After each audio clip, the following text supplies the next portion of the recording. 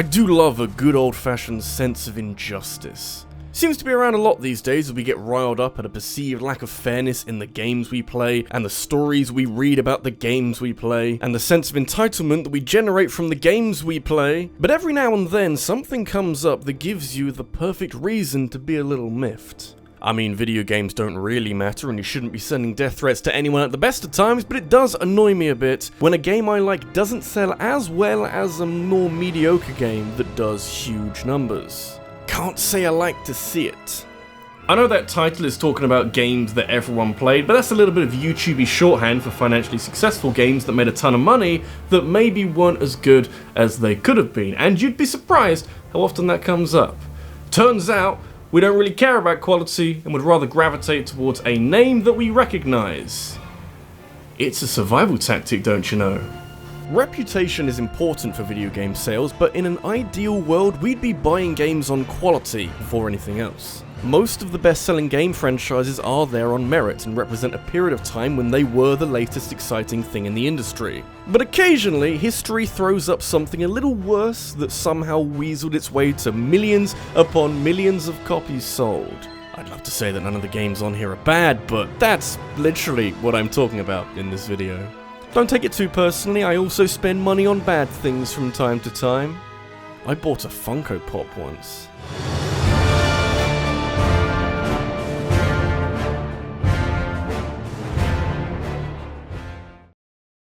For some, this video may come across as a bit abrasive, as I set about explaining effectively why a game doesn't deserve its impressive sales figures, but I feel like you should know that what I'm saying right now doesn't really matter, especially if a game sold well. A developer isn't really going to care if a game was a little underwhelming if everybody around them, everybody who worked on it, got a bigger Christmas bonus because of it. Would you? And if I told you that this is the mantra that Activision have been working by for years in order to keep the Call of Duty production line slick and efficient, the last decade and a half would suddenly make perfect sense. I kinda like a Call of Duty game every now and then, whenever I'm in the mood for a simplistic first-person shooter that I don't have to think too hard about. I'll turn to the latest COD game and reluctantly lament this franchise's steady decline in quality over the years. Modern Call of Duty isn't terrible, but it's a far cry from the franchise's heyday in the mid to late 2000s, and that makes me a little sad considering how exciting so many of those games were. If you ask me, you can trace the start of this decade to the 2013 release of Call of Duty Ghosts, the first indication that Activision don't care as much as anyone would have hoped. They're like a deadbeat dad. 2013 was a tricky time to release any game, since every major console manufacturer was releasing their new hardware, and Nintendo had already released an expensive paperweight. So there was an added difficulty associated with developing a game that can get the most out of two different console generations. Call of Duty Ghosts had the unenviable task of being a successful continuation of one of the most popular franchises of all time, while also releasing just before the PS4 and Xbox One stole every headline. The bonus for Ghosts is that it made for an effective launch title for both consoles, and provided a lot of people with a sort of next-gen game that they could play with their new consoles. Unfortunately, Ghosts suffers from a lot of small problems that add up to create one of the more lackluster games in a franchise that is now riddled with underwhelming titles. Its single-player campaign is crap, a lot of the ideas were rehashed from previous games, and it generally felt like Ghosts was rushed out to coincide with this new generation of consoles. You can't say it didn't work though, even 6 years later, and it's the fourth highest selling game in the series and sold more copies than The Last of Us. Was this the start of Call of Duty disappearing inside its own arsehole and churning out derivative, repetitive piles of crap? Yeah, kind of, and that's before it basically became a cheap Halo knockoff and longtime fans started to notice just how far this series had fallen. Can't say there weren't warning signs.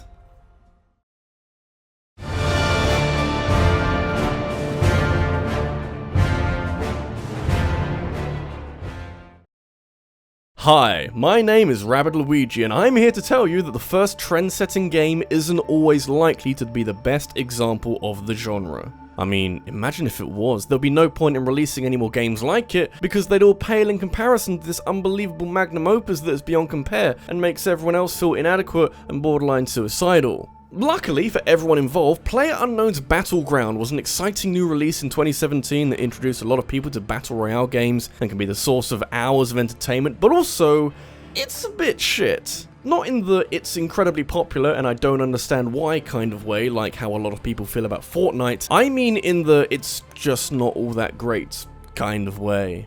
Hey, it's fine, it's not like there's 50 million people who disagree with me.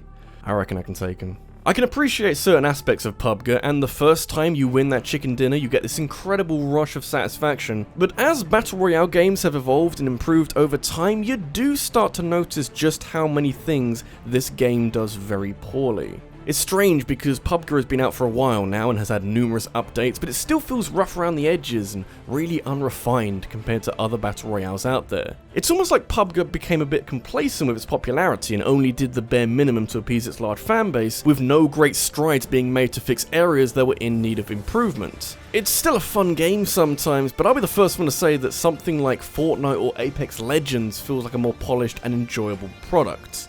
There have been a ton of games in the past that gained a lot of traction for simply being the first one to try an idea, but I think it says a lot about the power of live streaming and the word of mouth of the internet that PUBG enjoyed this level of rampant success for so long. Although bear in mind that with something like Fortnite, no one actually bought that, so who's to say what success looks like anymore? Give it a decade when every game is free to play and this video will be really confusing.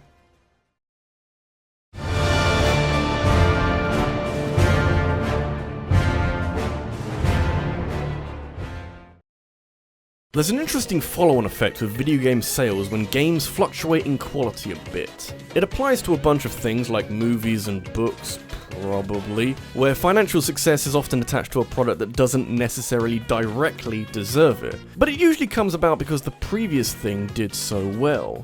My favourite example is Metal Gear, where the first MGS game was well received, so the second game sold even better. The problem was that a lot of people felt a little bit cheated by certain parts of Metal Gear Solid 2 at the time, and so there was a bit of a dip for the third game, which is arguably an even more rewarding experience. When a game comes out during fortunate or unfortunate circumstances, it doesn't matter so much how good or bad the game is, because those circumstances will often dictate how successful it is. At the same time, and kind of the same idea, if you have a decent sized gap between entries into a franchise, people will eat up anything that's new, even if it is a bit of an embarrassment. So it's 2019 at the moment, and Paper Mario is kind of dead in the water. Hopefully it won't be one day, but after such a strong start that gave us such gems as the original Paper Mario and everyone's favourite, the 1000-Year Door, this franchise has fallen away big time. A fate you can somewhat blame on Super Paper Mario for shaking things up a little too much, but the rest is definitely the fault of Paper Mario's Sticker Star. Super Paper Mario left RPG features to one side, but all Sticker Star does in response is to retain turn-based battles, leaving out key components like leveling up and a large interconnected world in favour of using stickers to attack enemies that you don't even need to fight. Then you run out of stickers and you think, what the fuck am I doing playing this video game? It's depressing that Super Paper Mario fell apart in such a spectacular way, but Sticker Star came 5 years after Super Paper Mario, and a good 8 years since the last vaguely RPG-like Paper Mario game, and so fans flocked to it to the tune of 2.4 million copies sold worldwide, which is more than either of the first two games, which is devastating to think about. But hey, if Nintendo want to remake the 1000-Year Door for the Switch, I can see myself getting over this. I don't ask for much, just the really unrealistic things.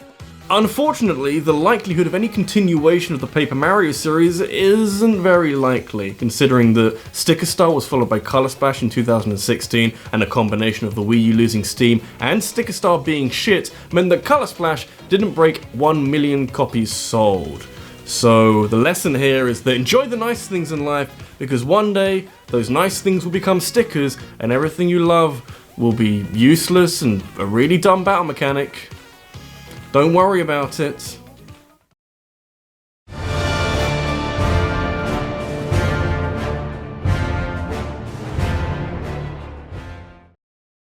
I am fascinated by the list of all-time best-selling video games. There's a lot of very interesting stories here, like how some of the most iconic games were rightly rewarded with huge sales figures, or how the rise of a more casual market of gamers led to a swell for games like Nintendogs and Brain Age, or how some other titles benefited from being released at just the right time to capitalize on a gap in the market.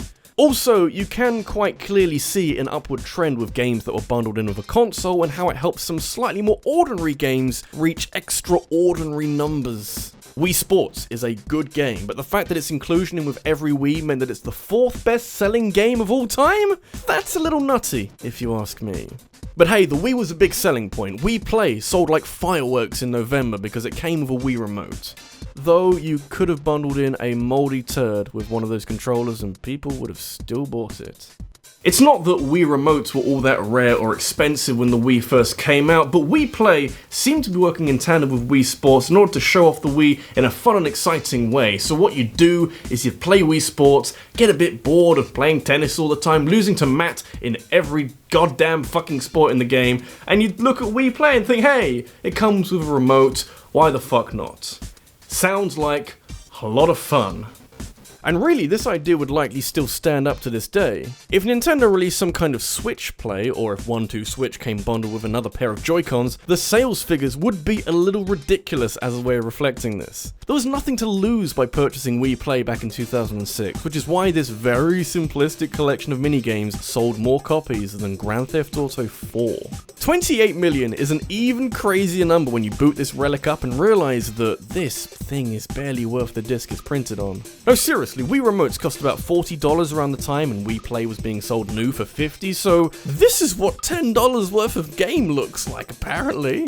It's bare bones and most of the minigames are extremely repetitive with the exception of Tanks, which is a wholesome child with about 10 times the amount of effort put into it than the rest of Wii Play combined. As a whole, Wii Play functions as the bare minimum effort that you can put into a minigame collection, and is the equivalent of me holding up a piece of paper telling people to subscribe to my YouTube channel and hit a bell to make YouTube actually subscribe you to my YouTube channel properly. And it's not like Nintendo can't make a minigame tech demo showcase that actually comes across as a decent video game, since Wii Sports Resort exists and kicks so much fucking ass while also being the perfect demonstration of Wii Motion Plus. I don't expect much value from my $10 video game, but I do expect a bit more from one of the best-selling video games of all time.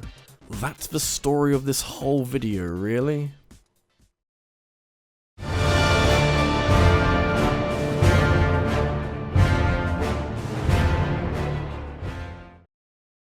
Wii Play is more of a victim of its own circumstances than anything else. I can be angry with what this game represents and how little effort was put into it, but the stark reality is that if you bundle some fancy technology in with a means of testing said fancy technology, it's gonna sell like hotcakes, man. By that barometer, I can understand why Wii Play did so well and why Nintendo decided to pursue this easy method of making money. Basically, I'm not angry at the fact Nintendo did this, I'm just a little annoyed how well this works. Evidently, Microsoft was paying attention when Wii Play proved to be so ridiculously popular, as they needed a way of convincing the world that their new Kinect wasn't an expensive pile of crap.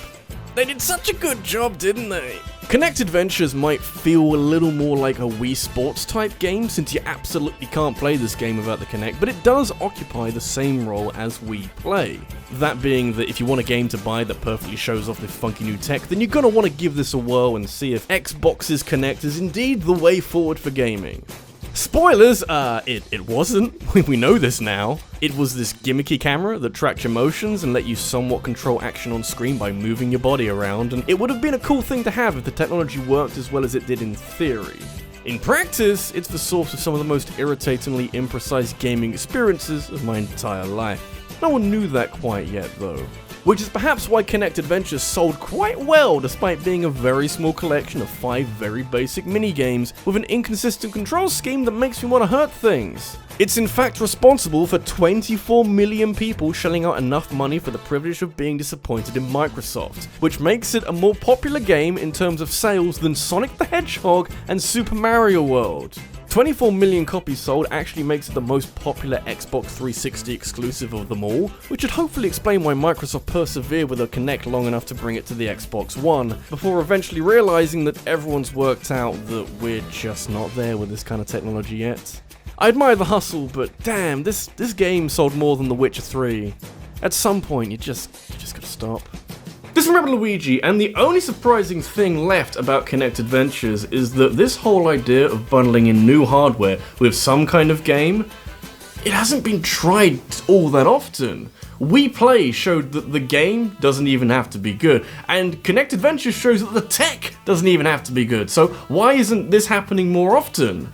I want Nintendo to release shitty VR with a shitty video game and make billions of dollars. It's the only future that makes sense to me.